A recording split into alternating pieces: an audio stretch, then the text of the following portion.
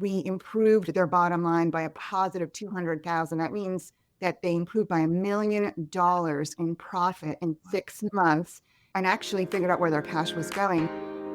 Hello, everybody. Welcome to Behind Their Success podcast. I'm Peyton Squires, the host, and this morning we have on Natalia Zachary. She is the founder of Zachary Consulting, an elite accounting firm that was started in 2019. She is dedicated to empowering business owners to gain control of their financial health and build resilient enterprises. Under Natalia's leadership, the firm has grown into more than just an accounting service. They offer strategic bookkeeping, remote CFO services, and financial intelligence programs that provide clarity and direction for business. Natalia, welcome on the show. Thank you so much, Peyton. I'm very excited to be here. Yeah, Natalia. So give us just kind of overview of your business and kind of what you do. Sure. So, bread and butter is bookkeeping. We work in QuickBooks Online. We're QuickBooks Pro advisors. Most of us are, really know QuickBooks very well. What I noticed while I was starting the business and I was doing all the sales, I did all my sales up until very recently, that people really wanted to know what was happening in their business.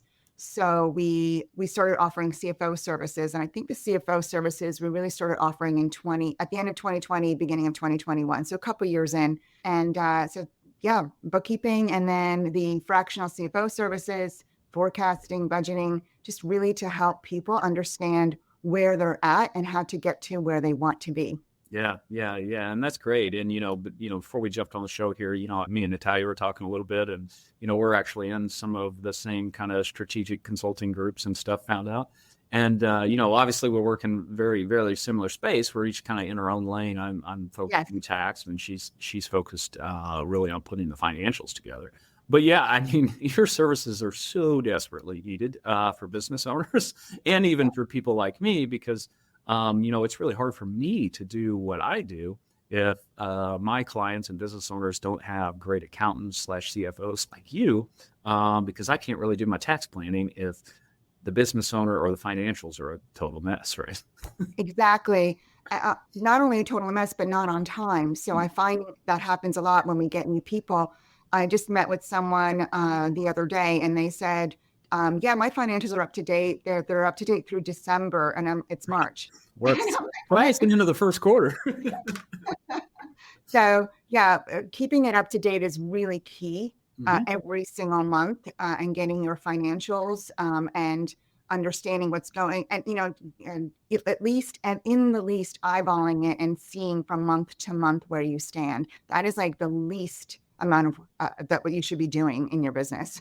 Oh yeah, for sure. And it's, I'm sure you have the same conversations basically the same conversations I have with clients all the time. It's like, how are you going to make business decisions if you have no idea what's going on?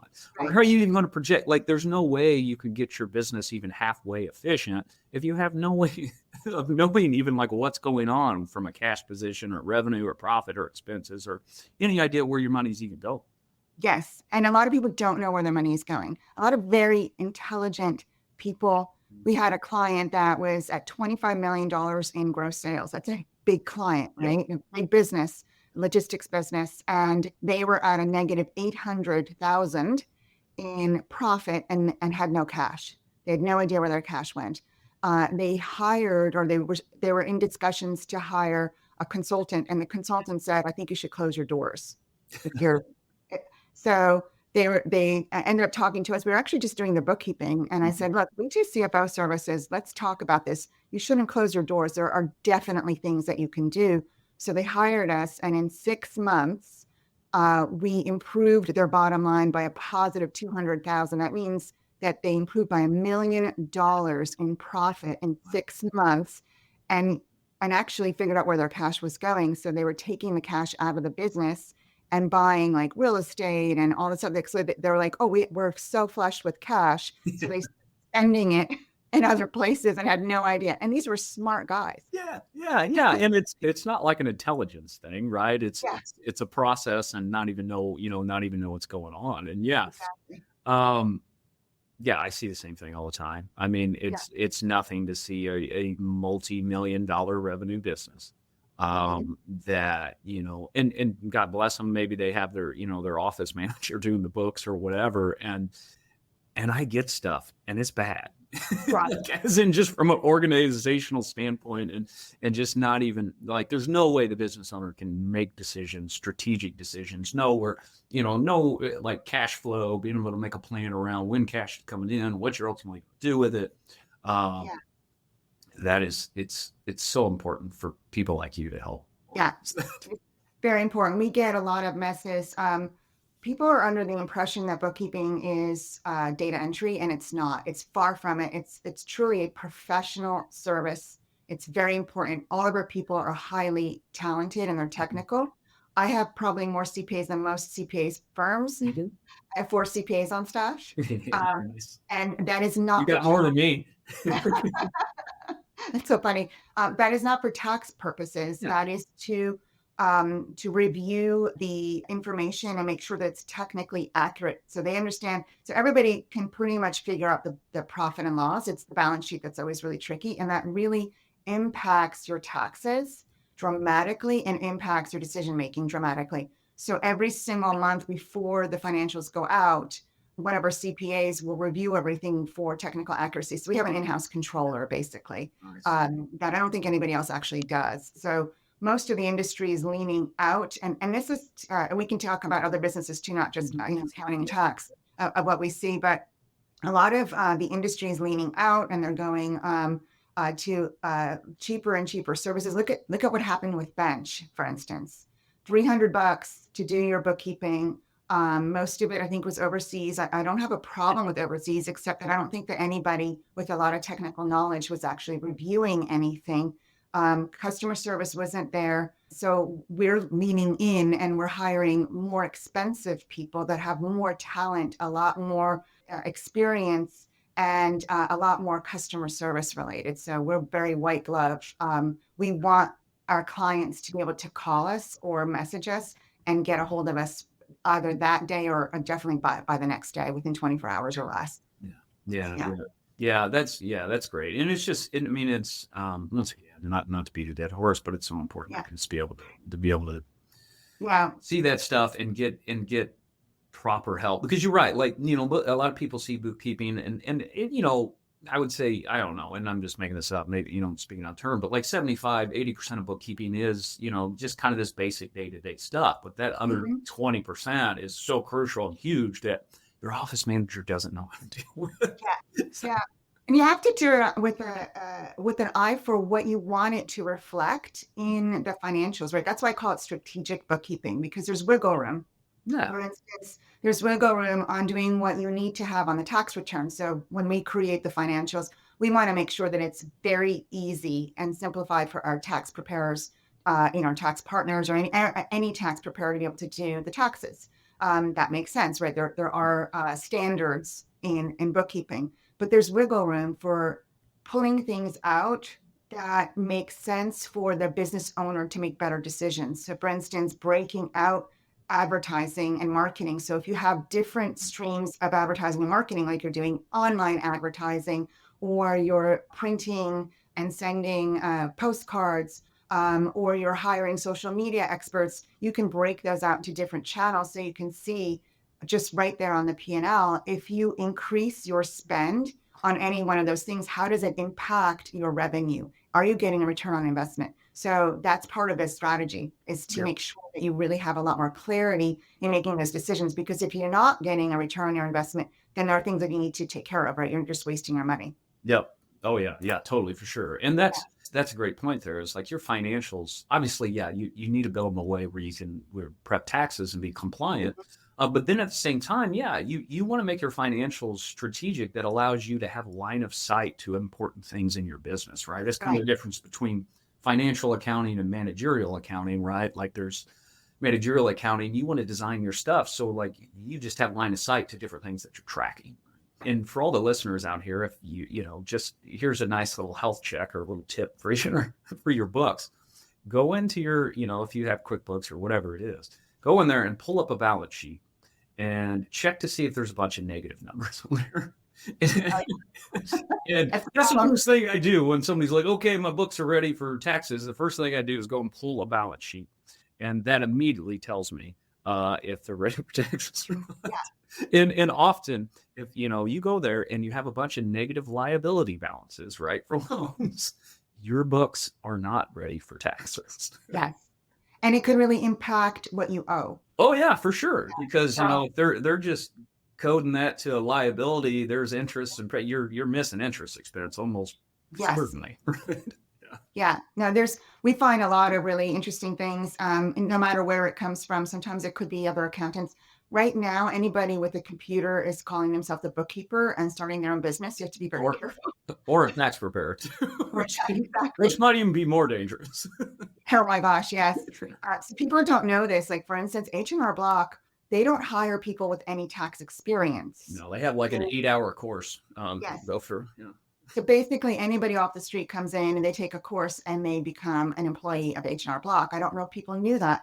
Most people really confuse who a tax preparer is, who a CPA is, who an accountant is. Like, they confuse all the different terms and what's actually happening out there. So you just have to be really aware. Yeah, and amazingly enough, the United States really has no standards for tax preparers at all. No. Okay. All you have to do is apply, and as long as you don't have a bunch of felonies, you're gonna become Mr. Right? Like that's like the only standard. Yes. So yeah, you need to be sure. That is true. And there are no standards for bookkeeping at all either. Yeah. Nothing. Like people just, and I see the forums. I'm on a bunch of forums in Facebook, on a bunch of Facebook groups for accounting and bookkeeping. And I like checking in and reading. And usually it's like a horror show. I feel like, getting my popcorn half the time because people are asking the most basic questions to other people that probably don't know how to answer them. So it's pretty scary. Yeah, same thing. I mean, I'm in like tax groups and the questions that are asked in there, I'm like, OMG, you should not be prepping taxes if like you don't know what that is. Right. It's like, but Natalia, just kind of, to kind of move the conversation just kind of onto you, like, tell us, give us a little background of, you started the business in 2019. Tell us what that was like, or, I assume you kind of had a career before that, and what motivated you to kind of make that jump? Sure. And I hope this is actually motivational and inspirational for other people. And also, how we were like kind of talking about everybody else who don't know what they were doing. Well, now I'm going to tell you how I didn't know what I was doing when I started. But, I did take preventive measures. So I went through a divorce in my 40s, started working at a corporation, was there for about 6 years. And after a while, I was in the financial department. I was an invoicing clerk for a big company. Really got along very well with the CFO there. And when their controller left, I walked into his office and I said, anything that she was doing, can you show me how? I can probably do it. I can figure it out. Just show me. I had no idea what I was talking about because I was an invoice. Figure it out. Yes. And before that, I was in sales. So I have a sales personality. So he just, I never did any kind of bookkeeping. For instance, we had NetSuite and Microsoft. What was that? Microsoft before that. So I never used QuickBooks or anything like that. He was great. And then when he left the company started switching management and started switching gears. And I saw the writing on the wall. I was no longer someone that they felt that was valued. And they demoted me. Actually, a couple of years later, they were trying to get some of the older population to leave. And I was older. So I got demoted in 2018 to what's considered poverty levels for the state of Maryland for a family. So they were trying to get me to leave, and I wanted to leave, but I had nowhere to go. I was looking for work for over a year. Wow. So at that time, I had just met a guy that I was dating, and he had his own tax business. You probably know who he is because he's in the same circles. But we were dating, and we're sitting in a cafe, and he says to me, and I'm like literally on poverty levels. I'm making $40,000 for a family, and I'm a single mom, not getting any child support or anything like that. So we're sitting in a cafe and he says, why don't you start your own business? I was like, doing what? And he said, well, how about bookkeeping, accounting? It's a pretty good way to make some money. and everybody needs an accountant. So I kind of took that information and I thought, well, at least I can figure this out and make some extra money. So I took a bunch of courses. He sent me a course on how to start your own accounting business. So I was still working full time, going through that course at night, on weekends, during lunch hours. And then suddenly I got my first client on January 2019, who is still my client. And I panicked. I'm like, what do I do now? So through um, uh, YouTube videos like Hector Garcia and Veronica Wapek, by the way, I have a great way to learn. And through the QuickBooks courses and the community and books and everything I could possibly read, I just started doing bookkeeping on the side. I did for a while work for another CPA for a very short time. And then I figured that I just couldn't do that and run my own business at the same time. So I did get a little bit more experience that way too. But anyway, so that was January 2019. I only made $30,000 that year in gross revenue, but I was doing my own bookkeeping. And why I think bookkeeping is so important is I could see when I was putting in all of my expenses for the business and all of my revenue and lack thereof, I could see what a break even point was going to be. Like, how much more did I need to make to break even? Fast forward 2 years, I quit my job. I quit my job within 8 months. In 2021, I started deciding that I need to hire my first person. And I was like, I can't, I have so much work, but I can't afford to hire the first person. You get stuck in that spot. Yeah.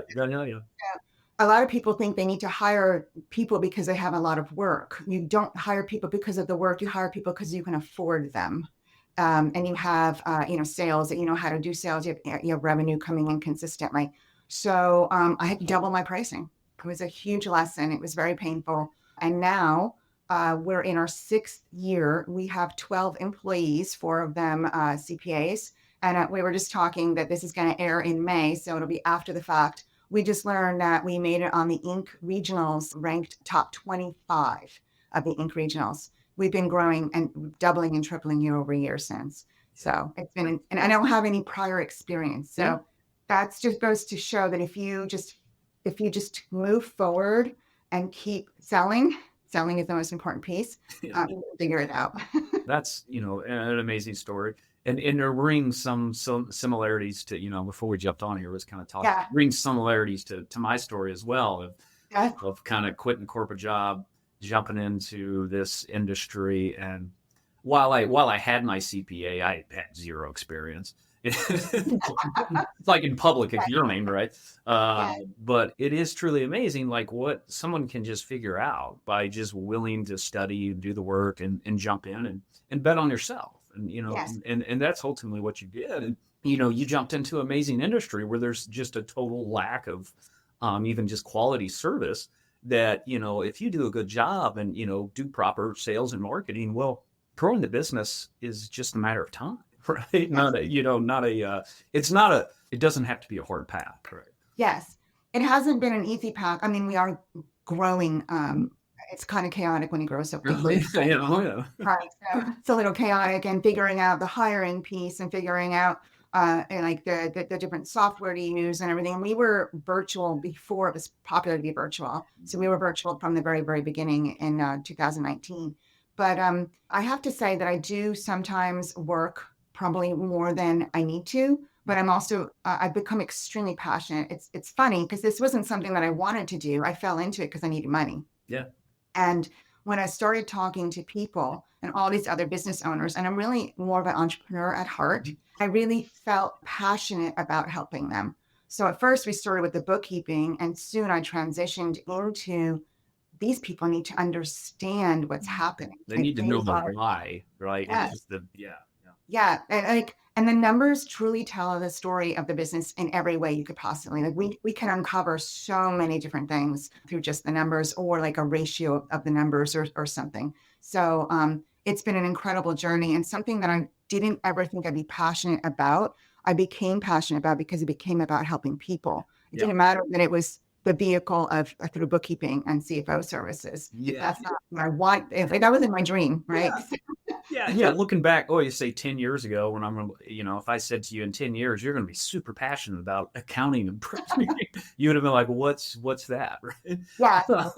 And what's amazing, people are always like, hey, find your passion or whatever, or try to work in your passion and you'll never work a day the rest of your life or whatever. But like in my experience, passion isn't found. It's people are amazingly passionate about something that they have worked hard at for a long time and gotten better at it and gotten good at. Yeah. That's when people get passionate about stuff. It's not just like something you stumble upon and you're passionate about. It's something that you put effort and work into, and that's what develops it. I completely agree. I actually feel like first find something that makes you money and then become passionate about it. Yeah. You're really good at it. And then amazingly enough, when you become really good at it, you like doing it. Right? Yes. And that's the thing. You have to get really good at it. You have to put the hours in. And it's what is it, 1,000 hours to get really good at something? And well, the Malcolm Gladwell, like the 10,000 hour rule thing, right? So generally, if you do something like 10,000 hours, which is like 5 years of full time, right? Like that's about the equivalent. Like you have to have that level of experience in something to even begin to say like, yeah, I'm like a master or pretty dang good at this, right? Right. Yeah. And so it's even 10,000. So I didn't even think about that, but it comes through constant learning, reading, learning, doing. So I actually noticed that you have like the imposter syndrome. You posted about that. I looked at your social media. You will have imposter syndrome and probably for 5 years at least, because you aren't who you're becoming yet. I'm very confident now. This is my 6th year business. I was everything was nerve-wracking, terrifying.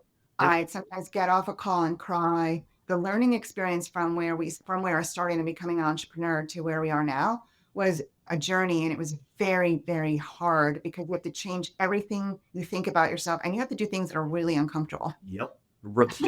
Repeatedly. Yeah. And if you want to continue to grow, you just got to keep up leveling and putting yourself even in more uncomfortable positions, right? Yes. But the amazing thing is, okay, what you were capable of in 2019, like the rooms you walked in that scared the heck out of you, right? Like now you walk into that same room just confident as all get out, right? Because you know what you're doing and you've been exposed to that. Yes. And the resilience. So what used to freak me out and terrify me before is just no big deal, right? It's just another Tuesday, right? Yeah. And I think it was, I love listening to a lot of other people like Alex Hormozy, Andy Frisella, like Jocko Willink, like anybody actually, the tough people, right? Yeah, you have a bunch of tough guys you listed. I like to listen to them to like motivate me. Yep. I think it's Andy Frisella actually that says that if you don't get gut punched about twice a week or maybe even daily in your business, then you're not doing enough. Well, you're not taking enough risk or like pushing yourself to your edge, probably. Yes. So, but it's been a journey and it's been really interesting. And now what's interesting about this space, and you probably feel the same way, is not only do I get to learn and grow in my own position, but I'm learning and growing because we are constantly talking to other business owners too. So we work with other business owners. And so we see patterns of what works, patterns of mindset, patterns of like what they do, patterns in the numbers. And one of the things I'll say that really has been impressive is when someone sees something and makes a pretty fast decision and moves forward. So for instance, I had a client who lost several of his really big clients. He's a marketing person. He lost over $1 million, maybe even $1.5 million in revenue overnight because one of his big clients merged with another client and they lost that business. And I had something similar happen to another client that did really, really well during COVID, and then everything changed when COVID left. So the one client that lost $1.5 million in business, he auto-corrected his business really quickly. Like he's a CFO client. We meet every single month. We're looking at the numbers. And I'm like, you can't afford these people. He laid off most of his people. He had to. The business has to survive. Mhm. first. Business comes first. Yeah. And now he's done all these changes. He's really quick to make a decision. And, we talk it through. The great thing about working with someone is that you can bounce ideas off of each other too. And he is now back on track. It took him about a year, but he's back on track and now hiring again a whole bunch of people. The other person who was business change and he didn't pivot fast enough, he didn't make changes fast enough. He actually had to start taking out loans to keep paying his people. And I'm thinking, and he's not a CFO client, but we meet every once in a while. And I keep thinking, why do you have so many people? Like, what are they doing? Because there's, a percentage of revenue that goes to pay your payroll. So what are they doing for you if you're not making that revenue? And you have to get rid of some of those people. You have to. It's a painful thing to do, but you have to. And he didn't. He went into terrible debt. So it's like making fast decisions is really important. Making hard decisions is really important. Yeah, 100% agree with that. I'm in a mastermind group, and last time I kind of spoke to that group, or I guess maybe last fall, we were in Austin, Texas. And, while I'm a hard driving entrepreneur, amazingly enough, when I take different personality tests, that I appear a lot more confident than maybe I really am. Like I'm so simple, I can, I don't know, fake it till I make it kind of way. But, the feedback I got, when I was kind of talking about my business and what's going on in there, and they're like, Peyton, you're just not making decisions fast enough. And it's amazing, as you grow a business and get to a certain point that your career or your business transitions from like doing work to like, you're paid to make decisions.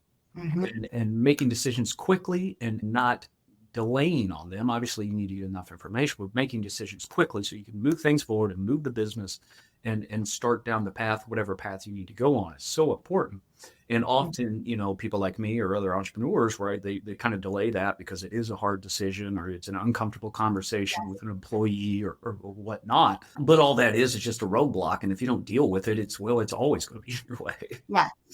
Yes, I totally agree. And that, there's stages depending on what kind of business you have, but there are definitely stages. First it's usually mostly you. Then when you get to 7 figures, $1 million, getting to $1 million is probably really hard. But once you hit $1 million, getting to the next million is easy. So it took us 5 years to get to $1 million.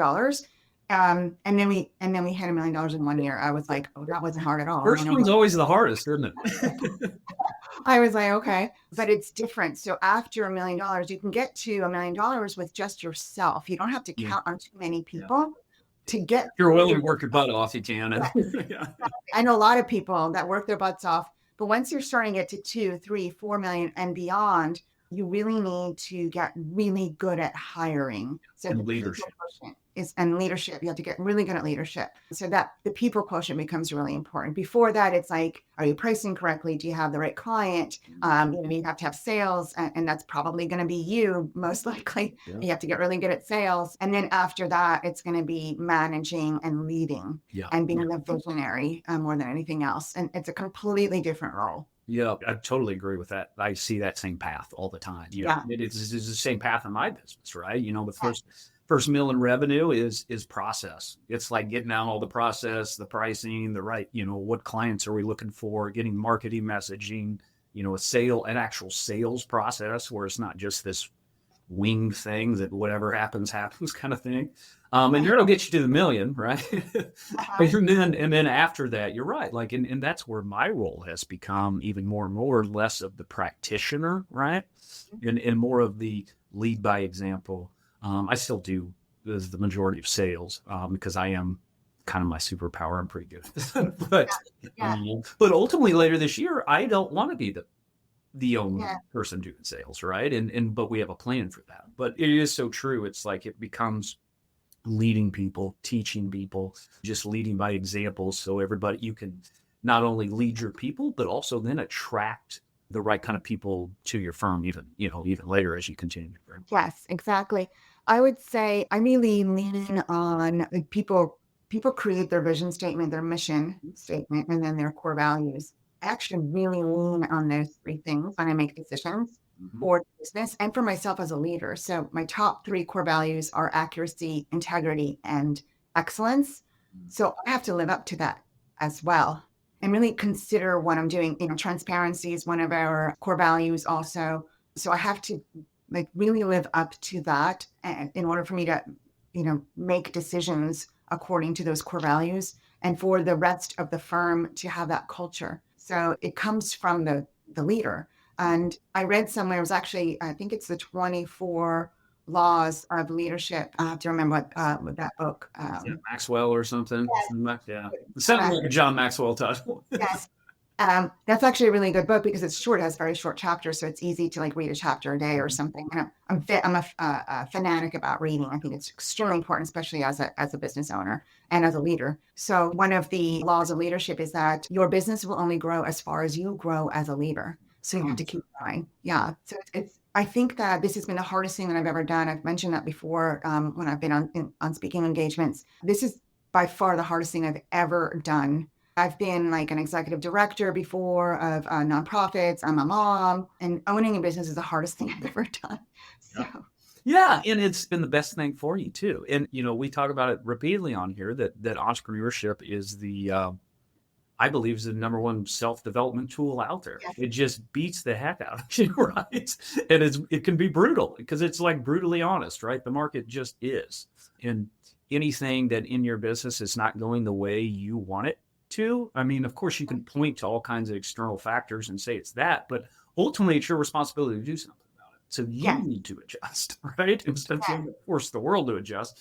And yeah, I mean, entrepreneurship puts the owners through a fire all the time. And mhm, if you want to continue to grow and continue to survive, you have to be willing to mold and chip off the parts of you that need to go away for you to go to that next level. yes. That is a constant battle. I've enjoyed it more than I thought I would. And I'm like a little bit addicted, I think, to it Yeah, at this those point. dopamine hits, those ups and downs, and yeah, a lot of Yeah. us entrepreneurs get really caught up in that for sure. Yes. I think there's also even some kind of survey out there or statistics out there that a lot of entrepreneurs are ADD or ADHD. I'm pretty sure that I am because I can sit down and I can work an 18-hour Yeah, day. yeah, me too. So, We just lock it in, and yeah, man. okay. Yeah. Yeah, and you see that, and you see a lot of I would say less disciplined entrepreneurs where that ADHD can be a huge benefit to you. I Yes. like what you're talking, you can lock in, but it can be a huge, problem too if you can't learn how to get control of it, right? Yes. Yeah. Um, Yeah, but if you exactly. can focus that, that is extreme power. But yeah, you see that all the time, and entrepreneurs are just kind of all over the place. And where I see a lot of them getting in trouble is they're addicted to that chaos.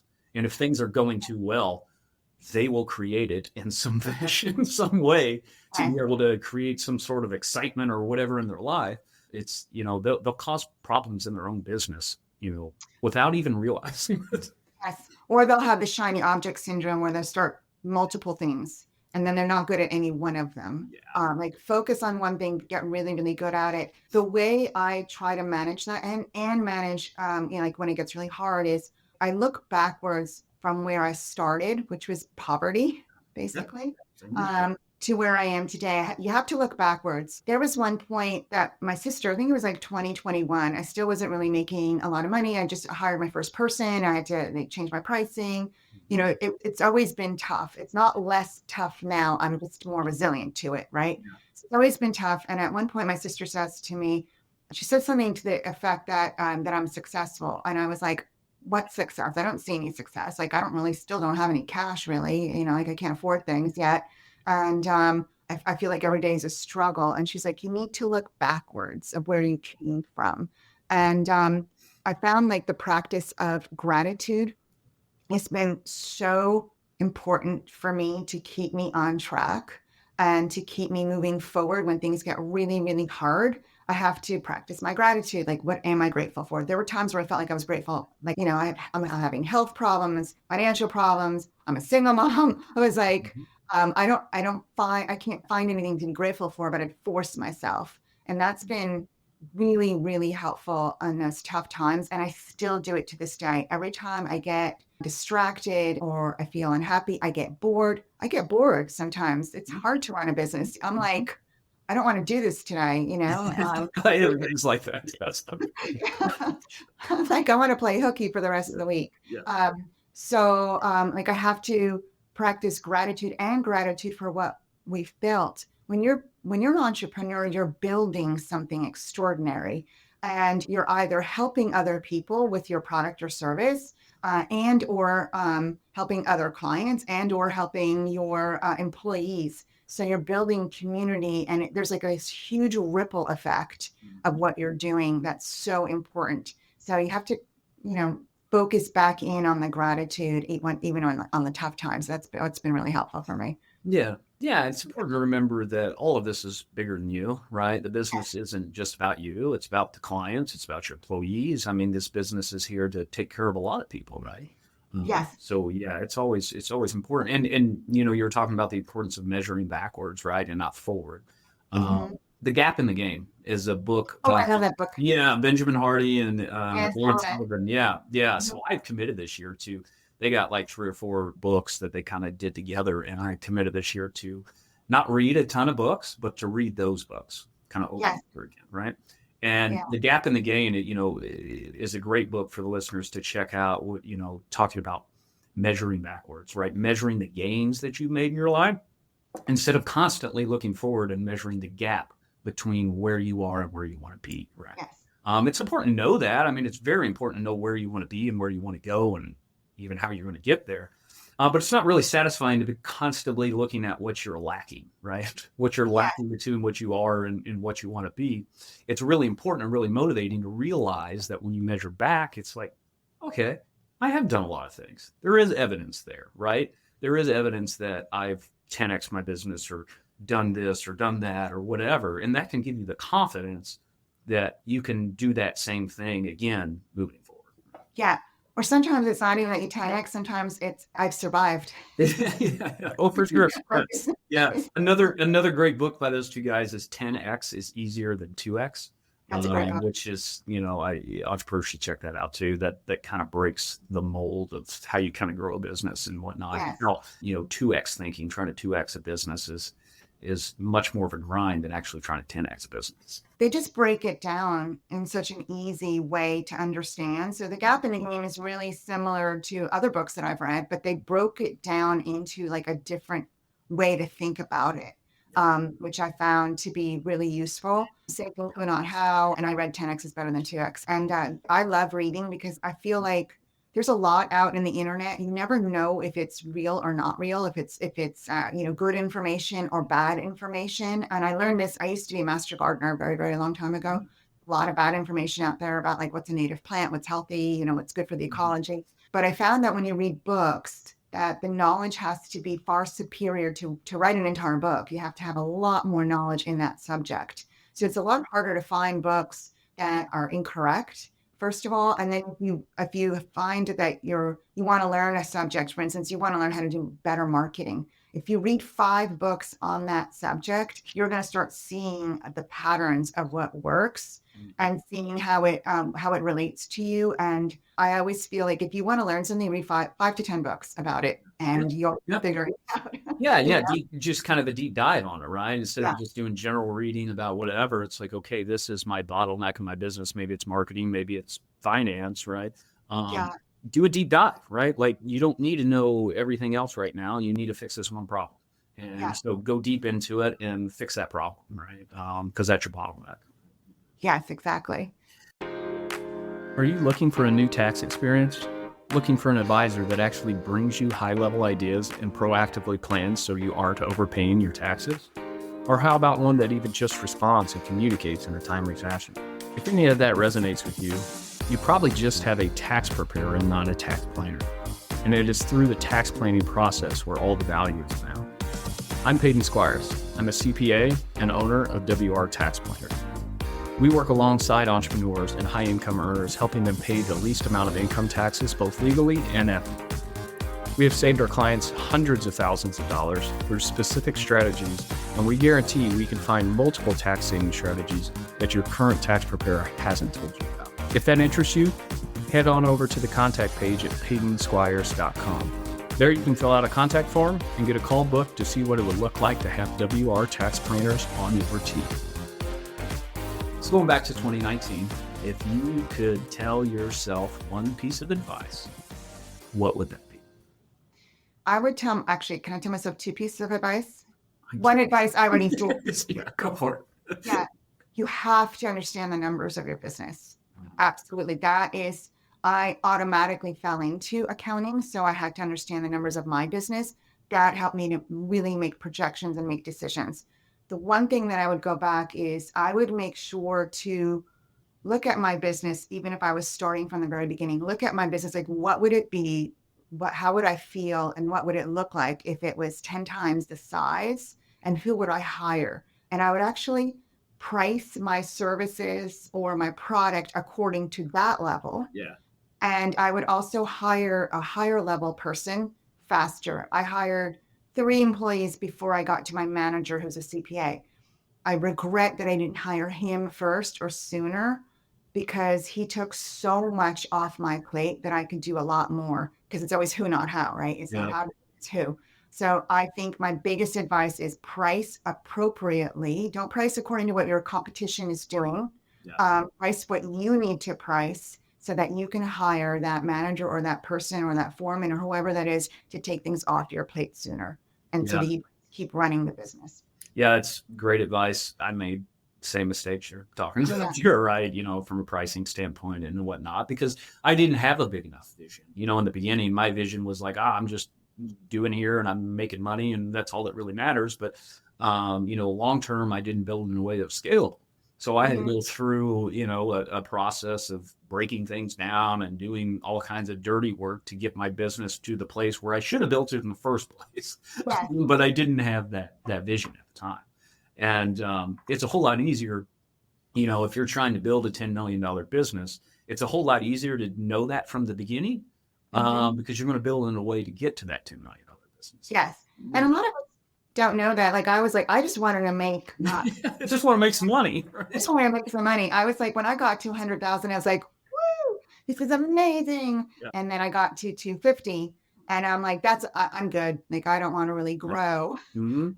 And joining a mastermind in my field of accounting actually really changed that and normalized that. So like 40 million doesn't feel like it's out of the question now. Yeah. And it normalizes those numbers. It's not more difficult to run a $40 million business than it is to run a $500,000 business. Both of them are going to stress you out. So you might as well be making a whole lot more money. Exactly. Yes.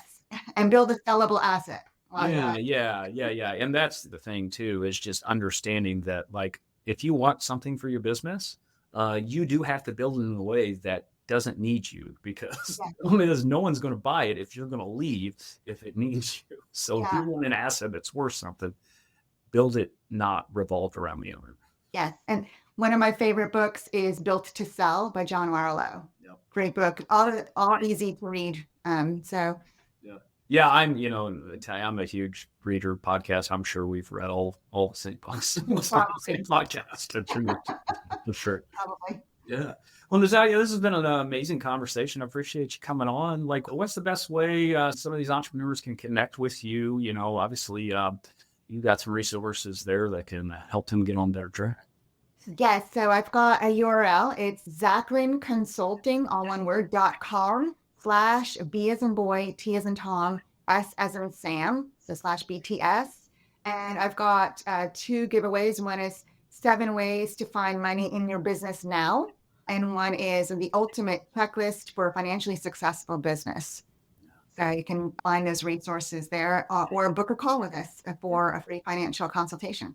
Yeah, that's awesome, guys. And, once again, if you go into your books today and pull up your balance sheet and there's a bunch of negative numbers on there, you should probably talk to somebody else. Because I tell you, that's not how it should be. So Natalia's got a great couple free resources for you. And, you're certainly, if you're interested in working with her and her team, definitely book a call with her. I can tell in our time here, they just interacting with her, they have a quality business, and I'm sure take great care of people. We absolutely do. And if we don't, you know who I am. So you I can tell you. Anything you want to leave for the listeners before we check out of here? Just, keep going. Don't give up in your business. It's hard, but it's totally worth it. And instead of dreaming of the life that you want, how about thinking you already have that life now? And you actually, your brain will automatically start auto-correcting to get you to where you want to be. Yeah. That's amazing stuff. Yes. Visualize what you want and then start taking some actions to build. Yes. Awesome, guys, listeners. We appreciate you checking us out, and we'll catch you next time. Thank you so much for listening to the podcast. If you found it valuable, please rate, review, and share it. That is the best way to help us build this and reach more people, as we're trying to accomplish our goal of help creating more healthy, wealthy, and wise entrepreneurs. You can follow us on social media by searching for me, Peyton Squires, or going to PeytonSquires.com. On the website and social media, we're always sharing tips of personal growth, and there we can actually interact. I'm looking forward to it. Thanks, guys.